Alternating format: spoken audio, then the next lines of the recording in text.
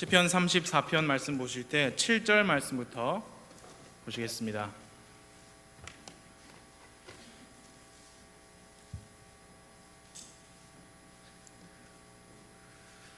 (7절) 말씀부터 제가 읽어드리고요 14절까지 읽을 텐데요 14절 말씀은 한 목소리로 같이 읽겠습니다.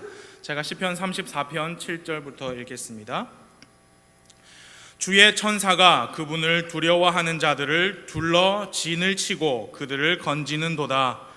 오, 주께서 선하신 것을 맛보고 알지어다. 그분을 신뢰하는 사람은 복이 있도다. 오, 주의 성도들아, 너희는 그분을 두려워하라. 그분을 두려워하는 자들에게는 부족함이 없도다. 젊은 사자들은 부족하여 굶주릴지라도 주를 찾는 자들에게는 모든 좋은 것이 부족하지 아니하리로다. 자녀들아, 너희는 와서 내 말에 귀를 기울이라. 내가 주의 두려움을 너희에게 가르치리로다. 생명을 원하고 많은 날을 사랑하여 좋은 것을 보고자 하는 사람이 누구냐? 내 혀를 지켜 악에서 떠나게 하고 내 입술을 지켜 교활한 말에서 떠나게 하며. 함께 읽겠습니다. 악을 떠나고 선을 행하며 화평을 구하고 그것을 따를지어다. 아멘. 기도하겠습니다.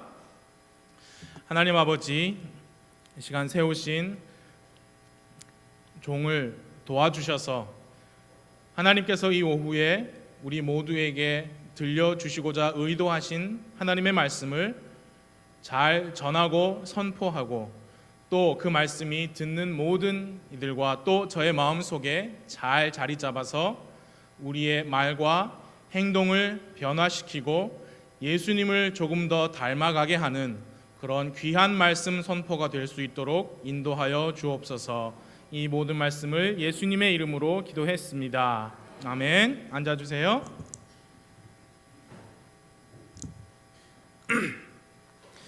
시편의 많은 시들이 그러하듯이요, 이 시편 34편도 보면은 1절이 시작하기 전에 제목이라고 할까요?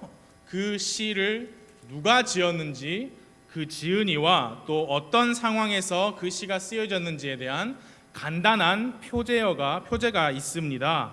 거기 한번 보시겠습니까? 34편 숫자 바로 밑에 있죠? 다윗이 아비멜렉 앞에서 행동을 바꿀 때에 아비멜렉이 그를 쫓아내므로 그가 떠나면서 지은 시. 제가 성경을 공부하면서 다윗이 아비멜렉 앞에서 행동을 바꾸었다 했으니까 그 기록을 찾아보려고 했지만 찾지 못했어요. 아비멜렉만 가지고 찾으려고 하니까 못 찾았습니다. 성경엔 분명히 아비멜렉이라는, 우리가 들어봤죠? 인물이 나오는데 다윗이 아비멜렉이라는 이름의 사람 앞에서 행동을 바꾼 얘기를 찾지를 못했습니다. 그렇게 해서 또 하나를 공부하게 되었습니다. 아비멜렉이라는 것은요, 사람의 이름도 되고요, 타이틀도 되더라고요. 이집트의 왕을 뭐라고 부르죠? 파라오. 우리 옛날엔 바로 왕이라고 그랬죠. 그러나 그 파라오가 그 왕의 이름은 아닙니다. 그렇죠? 직함 정도라고 할 수 있겠죠. 예를 들어 우리가 이제 조금 있으면 한글날이죠. 직장인 여러분, 좀만 더 참으세요. 한글날까지 놀잖아요. 한글을 만드신 분이 세종대왕이시지만 그분의 이름이 세자 종자는 아니실 거예요. 그렇죠? 아비멜렉은요, 블레셋 사람들의 왕의 직함이었습니다. 그렇게 하고 보니까 다윗이 블레셋 왕 앞에서 행동을 바꾼 이야기를 찾을 수 있었습니다. 그래서 시편 34편의 배경을 잠깐 보기 위해서 우리 함께 사무엘상 21장을 펴주십시오. 사무엘상 21장 10절 이하입니다. 과연 무슨 상황이었길래 다윗이 블레셋 왕 앞에서 행동을 바꾸었는가? 잠깐 보면요, 사무엘상 21장 10절인데요 그 날에 다윗이 사울을 두려워하였으므로 일어나 도망하여 가드 왕 아기스에게로 가니. 사울 왕이 다윗을 시기하였고 이제 잡아 죽이려고 했어요. 그래서 다윗이 도망쳤습니다. 사울은 이스라엘의 왕이었기 때문에 이스라엘 어디에서 숨어도 찾아낼 힘이 있으니까 당연히 이스라엘 땅을 벗어났겠죠. 그래서 블레셋 땅으로 간 겁니다. 그 땅의 왕의 이름이 아기스였다. 그렇게 말씀합니다. 11절 보십시오. 아기스의 신하들이 그에게 이르되 이 사람은 그 땅의 왕 다윗이 아니니까 그들이 춤추며 그에 관해 서로 노래하여 이르되 사울이 죽인 자는 수천이요 다윗은 수만이로다 하지 아니하였나이까 하므로 다윗이 이 말들을 마음속에 두고 가드 왕 아기스를 심히 두려워하여 행동을 바꾼 거예요. 읽으신 기억이 나실 겁니다. 지금 사울을 피하여서 도망했는데 블레셋 땅에 왔는데 이 블레셋 아기스 왕의 적어도 신하들은 아직 왕이 되지도 않은 다윗을 거의 왕처럼 생각하고 있었습니다. 왜? 블레셋의 거인 장수 골리앗을 쓰러뜨린 사람이니까 이 사람들도 다윗에 대해서 알고 있었던 거예요. 그 다윗 아닙니까? 생명의 위협 때문에 여기로 왔는데 여기서도 위험한 상황에 처해지니까 그때에 다윗이 13절에 보시면 행동을 바꾸죠. 그들 앞에서 자기 행동을 바꾸고 그들의 손 안에서 미친 채 하며 바깥 문의 문짝들에 휘갈겨 쓰고 침을 수염에 흘리매. 우리가 말할 때 미친 척하고 한번 해볼까? 그렇죠. 실제로 다윗은 미친 채 했습니다. 그래서 아기스 왕이 이 사람 미친 왕이 아니냐? 왜 이런 미친 사람을 나에게 데리고 왔느냐? 그렇게 해서 이제 보내죠. 그게 이제 14절 15절이에요. 어찌하여 너희가 그를 내게로 데려왔느냐? 내게 미치고 왕이가 필요하여 너희가 이 자를 데려다가 내 앞에서 미친 짓을 하게 하느냐? 이 자가 내 집에 들어오겠느냐? 내보내! 그래서 그 앞에서 쫓겨나면서 그를 쫓아내므로 그가 떠나면서 지은 시가 시편 34편 말씀입니다. 사무엘상 기록은 매우 짧은 내용이지만요, 다윗은 생명의 위협을 느꼈던 매우 위태로운 상황이었습니다. 보통 사람이 이 기록을 읽을 때 아마 이렇게 생각할 겁니다. 이 다윗이 정말 기지가 뛰어나다. 이 임기응변으로 이렇게 목숨을 또 건졌구나. 그렇게 이해를 할 것입니다. 그러나 성경 기록은 시편 34편에서 다윗이 이 상황에서 빠져나올 수 있었던 것은 하나님께서 도와주셨기 때문이다 라고 분명히 말씀합니다. 그래서 다시 시편 34편을 펴주십시오. 이 시편 34편을 보면요, 자기를 건져주신 하나님에 대한 감사와 찬양만 나오지는 않습니다. 물론 찬양과 감사가 있는데요, 이 시편 34편에 나타난 매우 중요한 한 가지 주제가 있습니다. 그 주제는 무엇이냐? 하나님을 두려워함이라는 주제예요. 하나님을 두려워함. 두려움이라는 것은 우리의 행동을 결정합니다. 실제로 두려움은 우리 생활의 거의 모든 영역에서 우리의 말과 우리의 행동에 대한 막대한 영향을 끼칩니다. 예를 들어 우리는 매일 일을 합니다. 일하지 않으면 소득이 없고 소득이 없는 상황에 대한 두려움 때문에 일을 합니다. 학생들은 공부를 합니다. 공부를 해서 자기 자신을 준비시키지 않으면 앞으로 나에게 다가올 상황에 대한 두려움 때문에 공부를 합니다. 많은 사람들이 운동을 합니다. 운동하지 않으면 자기 몸에 나타날 상황 때문에, 두려움 때문에. 저는 그 두려움이 많이 필요하죠. 운동을 합니다. 많은 사람들이 잘 절제된 식생활을 합니다. 그렇게 하지 않으면 겪게 되는 어려움에 대한 두려움이에요. 그리고 그렇게 거창하지 않은 일도 생각해 보면은요, 이 두려움이라는 것 때문에 하고 있습니다. 오늘 교회에 오시기 위해서 아침에 집에서 이렇게 준비를 하시면서 특별히 자매님들은, 형제님들도 마찬가지지만 이 머리를 잘 가꾸고 오셨어요.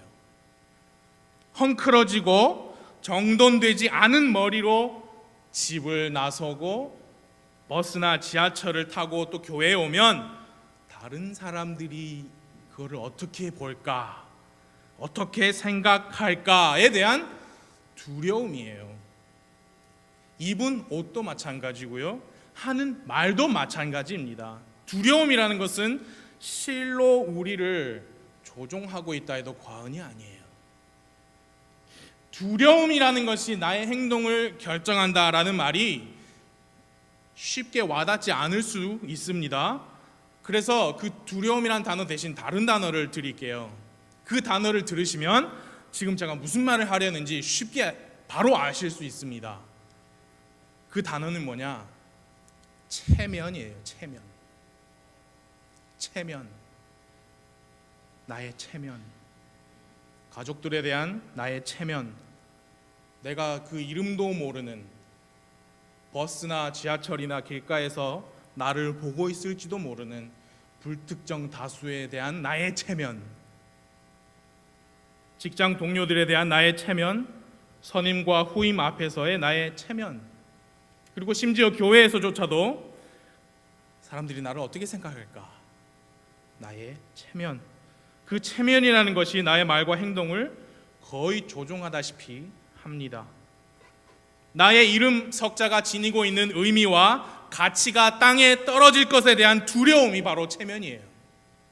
나의 지위가, 나의 수준이 다른 사람들이 나에 대해서 생각하는 나라는 사람의 이미지, 평판, 그게 손상되지 않고 오히려 좀 더 높아지길 바라고, 더 좋아지고 더 든든히 세워지길 바라는 마음이 체면입니다.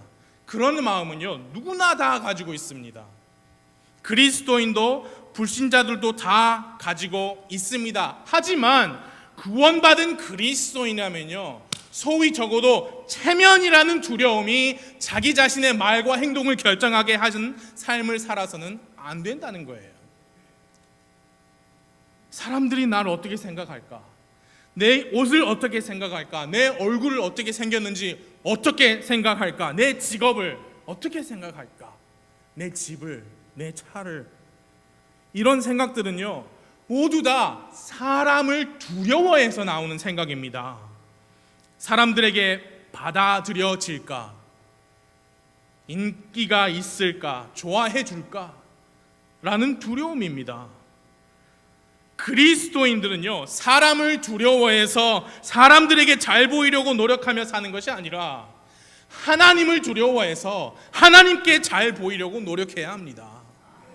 사울 왕이 죽인 자는 수천이요 다윗이 죽인 자는 수만이다 라면서 사람들이 노래를 만들어서 부를 만큼 다윗은 백성에게 큰 인기를 얻었습니다.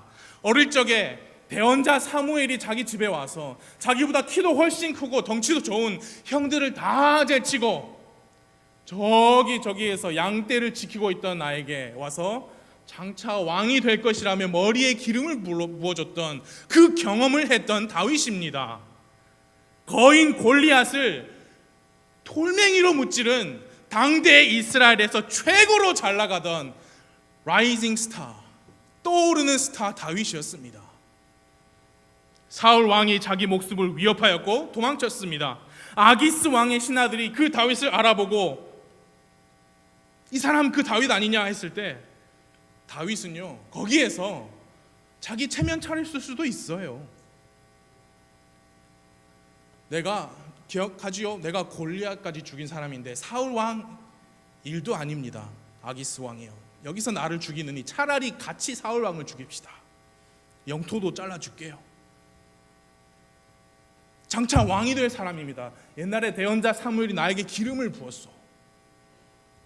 나와 연합합시다. 그런 체면을 차렸을 수도 있고 타협할 수도 있습니다. 그러나 다윗은 그런 자기 체면이 자기 행동을 결정하게 하지 않았습니다. 시편을 읽어보니까요, 다윗의 마음을 가득 채우고 있었던 것이 무엇이냐? 자기 체면, 자기 이름이 아니고 하나님의 이름이 높아지고 하나님께서 나를 통해 영광을 받으시기를 원한다. 그런 마음으로 채워져 있었습니다.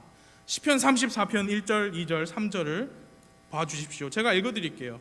내가 언제나 주를 찬송하리니 그분을 찬양함이 항상 내 입에 있으리로다. 내 혼이 주를 자랑하리니 겸손한 자들이 그것을 듣고 즐거워하리로다. 오, 나와 함께 주를 크게 높이고 우리가 함께 그분의 이름을 높이자. 체면 찾지 않았습니다. 계산하지 않았습니다. 범죄하지도 않았고요. 오직 하나님의 이름이 높아지는 것만 생각했습니다. 하나님은요, 오늘 여러분과 저에게 그런 마음을 찾고 계십니다. 찾아서 복 주시기 원하십니다. 도와주시기 원하십니다. 4절부터 봐주십시오. 4절, 5절, 6절. 내가 주를 찾음에 그분께서 내 말을 들으시고 내 모든 두려움에서 나를 건지셨도다. 그들이 그분을 바라보고 빛을 받게 되었으며 그들의 얼굴이 부끄러움을 당하지 아니하였도다. 이 가엾은 자가 부르짖음에 주께서 그의 말을 들으시고 그의 모든 고난에서 그를 구원하셨도다. 여러분, 이거 여러분 자신을 위해서 원하십니까? 하나님께서 우리를 어려움과 고난에서 건져 주시기를 원하십니까? 하나님을 바라보고 빛을 얻기를 원하십니까? 우리 얼굴이 부끄러움을 당하지 않기를 원하십니까? 우리가 기도했을 때 주님께서 우리의 기도를 들어주시고 고난에서 우리를 구원해 주시기를 원하신다면 내 이름, 내 체면 말고 주 하나님을 높이는 거에 집중하시고 주 하나님의 영광을 어떻게 돌려드릴까? 그거를 생각하십시오. 주 하나님을 두려워하십시오. 사람 두려워하지 마시고 사람 때문에 행동하시지 말고 하나님 때문에 행동하십시오. 그런데 우리가 그렇잖아요. 우리 눈에 보이는 게 온통 사람이에요. 그렇기 때문에 우리는 다른 사람에 대해서 신경 쓰일 수밖에 없습니다. 두려워해질 수밖에 없습니다. 인정받고 싶어집니다. 인기를 얻고 싶어집니다. 그 사람들에게 받아들여지기 원합니다. 그러나 성경 말씀이 우리 그리스도인에 대해서 뭐라고 말씀하느냐? 우리는 보는 것으로 걷지 아니하고 믿음으로 걷는다 했습니다.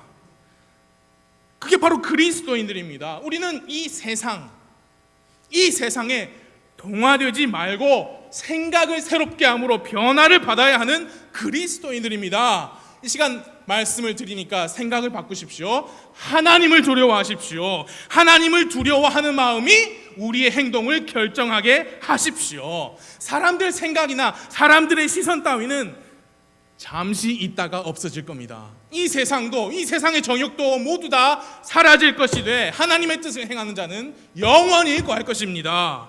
하나님을 두려워하십시오. 사람에게 잘 보이려고 하지 마시고 제발 우리 하나님에게도 잘 보이려고 살아봅시다. 시편 34편의 말씀들을 통해서 이 주님을 두려워함에 관하여 세 가지를 말씀을 드리기 원합니다. 첫 번째는 이것입니다. 하나님은 그분을 두려워하는 자들을 보호하십니다. 시편 34편 7절 8절을 우리 함께 읽어보겠습니다. 34편 7절과 8절입니다. 시작. 주의 천사가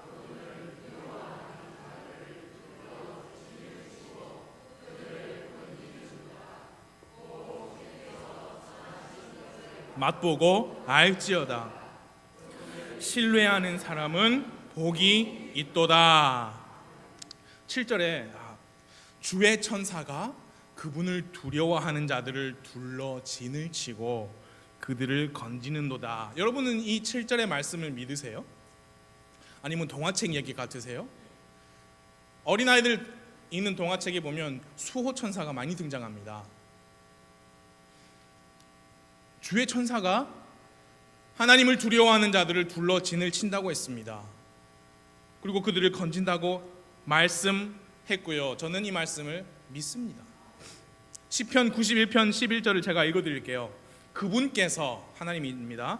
자신의 천사들에게 너에 대한 책무를 주사 네 모든 길에서 너를 지키게 하시리라 했습니다. 성경은 분명히 말씀합니다. 하나님은 주를 두려워하는 자들에게 천사를 보내서 그들을 지켜 주실 것입니다. 그런데 많은 사람들은 그것만 관심이 있어요. 하나님이 천사를 보내서 나를 지켜주신다, 그것만 관심 있지 그 전제 조건인 하나님을 두려워하는 일에는 그렇게 관심이 없습니다. 그렇기 때문에 시편 기자 다윗은 8절에서 이렇게 말합니다. 오 주께서 선하신 것을 맛보고 알지어다. 그분을 신뢰하는 사람은 복이 있도다.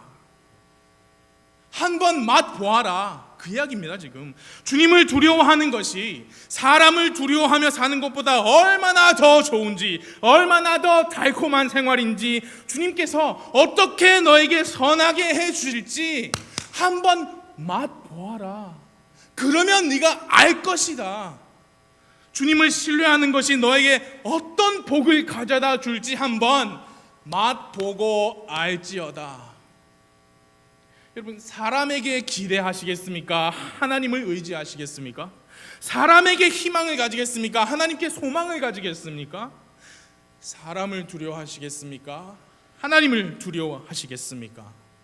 하나님은 자기를 두려워하는 자들에게 천사를 보내어서 보호하실 것입니다. 이 말씀을 문자 그대로 믿느냐 안 믿느냐는 실로 엄청난 차이입니다. 제가 어떤 형제님하고 대화를 하다가 그분이 이렇게 말을 했어요. 그리스도인이라면 소위 우리가 말하는 개죽이라는 거 있죠. 그리스도인이라면 개죽음은 당하지 않을 거라고 믿습니다. 그분이 그렇게 말씀하시더라고요.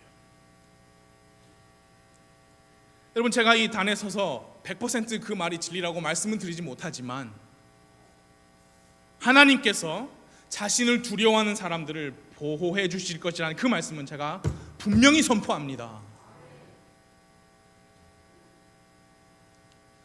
보호는 원하면서 하나님을 두려워하지는 않는, 그렇게 되면 안 됩니다. 우리가 얼마나 다른 사람을 의식하고 신경 쓰며 사는지 우리 자신이 제일 잘 알아요. 그래서 행동, 말 다 하잖아요. 하나님을 의식하십시오. 하나님을 두려워하십시오. 그분을 두려워하는 자들을 보호해 주십니다. 두 번째로는 이것입니다. 주님을 두려워하는 자들에게는 부족함이 없습니다. 우리 34편 9절과 10절 말씀을 보겠습니다. 오 주의 성도들아, 너희는 그분을 두려워하라. 그분을 두려워하는 자들에게는 부족함이 없도다. 젊은 사자들은 부족하여 굶주릴지라도 주를 찾는 자들에게는 모든 좋은 것이 부족하지 아니하리로다. 주님을 두려워하는 믿음은 내가 처한 환경을 뛰어넘는 믿음입니다.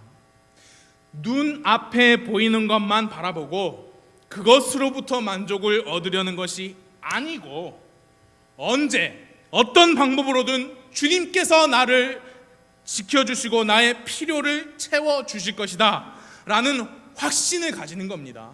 거기에서부터 오는 만족을 누리는 겁니다. 주님을 두려워하는 대신 이 세상과 사람을 두려워하게 되면요, 인간의 욕심이 끝이 없게 됩니다. 진정한 만족이 이 세상에서 나올 리가 없습니다. 오직 주님만이 만족을 주시는데요, 그 만족이라는 것은 비단 이 육적인 필요만을 의미하는 것은 아닙니다. 다윗이 쫓기는 생활을 했습니다. 도망자의 신세였습니다. 먹을 것, 입을 것이 넉넉할 리가 없는 어려운 상황이었습니다. 어딜 가서 잠을 청해도 푹 하룻밤 잘 수 없는 그런 위태로운 생활을 계속했는데요, 그런 도망자의 상황 속에서 기록한 다윗의 시들이 시편에 많이 있는데요, 그 시들을 읽어보면 이 도저히 다윗이 그때 그런 상황에서 이렇게 썼단 말이야? 도저히 이해할 수 없는 평강과 만족, 주님으로부터 오는 기쁨, 안정, 그런 것들이 기록되어 있습니다. 그게 뭐냐? 환경을 뛰어넘는 거죠. 주님을 두려워하면 부족함이 없습니다. 주님을 두려워하는 사람들은요, 주님께서 주시는 만족을 경험합니다. 주는 나의 목자시니 내게 부족함이 없으리로다 라고 고백한 다윗이 시편 23편에서 내 원수의 눈앞에서 나에게 상을 차려주시고 내 머리에 기름을 부어주신다 했습니다. 그리스도인 여러분, 우리가 세상에서 살지만은요, 세상에서 기쁨과 만족을 얻으려고 노력하지는 마십시오. 없습니다. 이 세상에. 우리가 세상에서 살지만 우리는 세상에서 하나님의 뜻을 펼치도록 임무를 가지고 사는 사람들이지, 이 세상에서 우리 자신의 만족을 찾으려고 여기 이 땅에 사는 사람들이 아닙니다. 예전에는 그랬습니다. 하지만 이제는 더 이상 아닙니다. 하면 된다. 자아 실현, 꿈은 이루어진다. 원하는 건 무엇이든지 할 수 있고 얻을 수 있고 될 수 있다. 그런 인본주의로 가득한 사탄의 속임수에 속지 마십시오. 이 세상 없어질 세상입니다. 이 세상의 정욕도 다 없어질 것입니다. 우리가 보고 있는 하늘과 땅도 마침내는 불타서 없어질 거예요. 이 세상에서 뭔가 나의 자아를 실현한다. 우리 소망은 예수님께 있습니다. 주님을 두려워하시고 사십시오. 비록 가진 것이 없어도 모든 것을 다 가진 것 같은 평강과 만족을 누리실 것입니다. 왜냐? 우리 하나님은 우리의 아버지이시고요, 그 우리의 아버지는 실제로 모든 것을 다 소유하고 계신 분이기 때문입니다. 주님을 두려워하십시오. 주님을 두려워하는 사람들은 하나님께서 보호하십니다. 주님을 두려워하는 자들에게는 부족함이 없습니다. 이제 마지막 세 번째로 이것입니다. 성도는 주님을 두려워하도록 명령을 받았습니다. 9절 말씀 앞부분을 봐주십시오. 34편 9절의 앞부분은 함께 읽어볼까요? 시작. 오 주의 성도들아. 예, 성도들아. 성도 맞습니까? 너희는 그분을 두려워하라. 성도님들은 다 이 명령을 받으셨어요.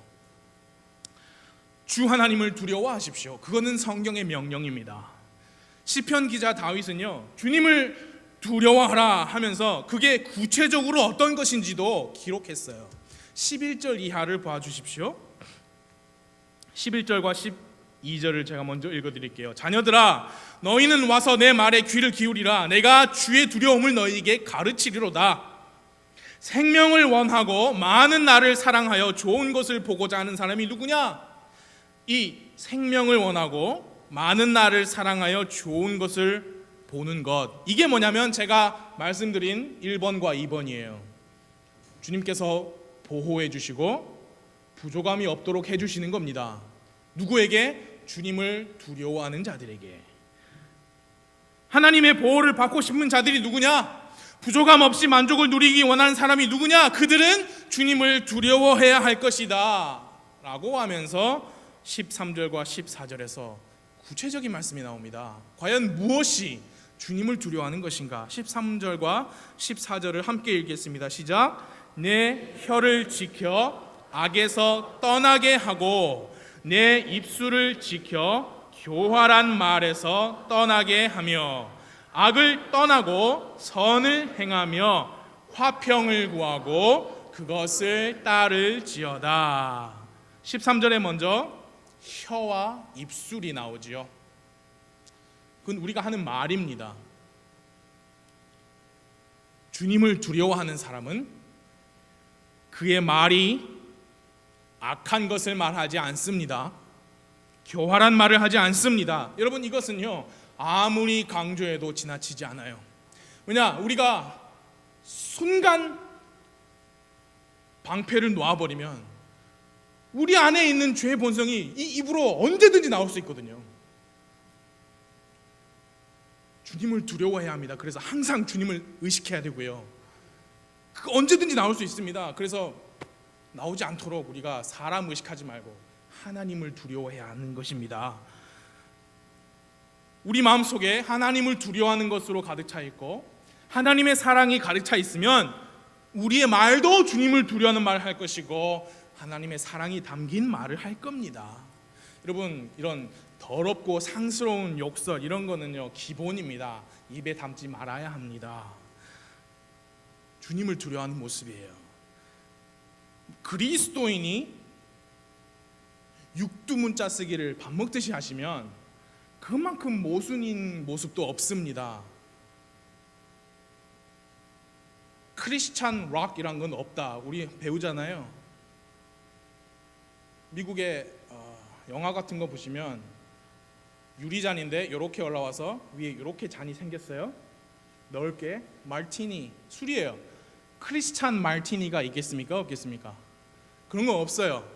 육두문자를 밥 먹듯이 쓰는 그리스도인은 있을 수가 없습니다.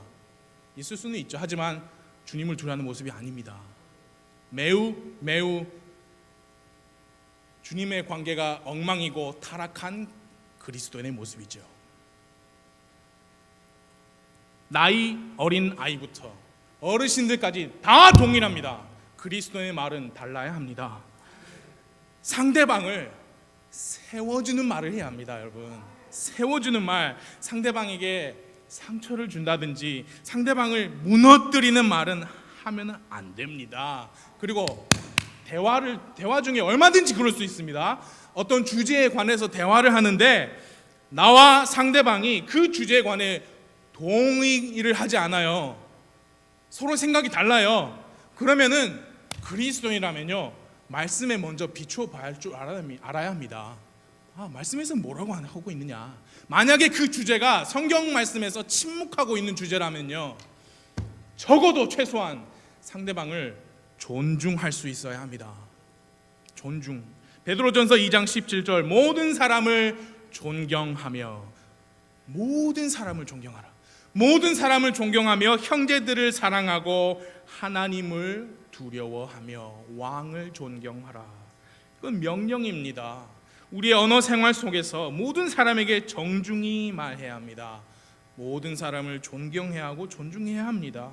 그리고 같은 믿음의 그리스도인이라면 사랑해야 합니다. 하나님을 두려워해야 합니다. 그게 13절이고 14절에서는 악을 떠나고 선을 행하라 했습니다. 이건 행동이에요. 그리고 화평을 구하고 그것을 따르라. 모든 사람과 화평하고 원만한 관계를 유지하고 또 그렇게 하기 위해서 악을 떠나고 선을 행하라. 그런데 잘 생각해 보십시오. 저랑 좀 잘 생각해 보십시다. 주를 두려워하는 것을 말한다, 가르치리라 해놓고 지금 여기에 나오는 말씀들이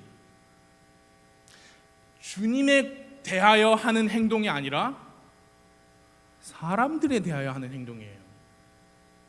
말, 악을 떠나고 선을 행하는 것, 화평을 구하는 것.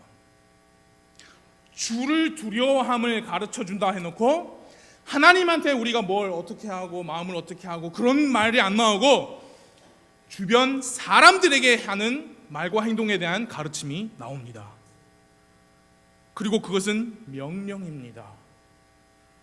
예수님께서 이렇게 말씀하셨습니다. 요한복음 14장 15절 너희가 나를 사랑하면 내 명령들을 지키라.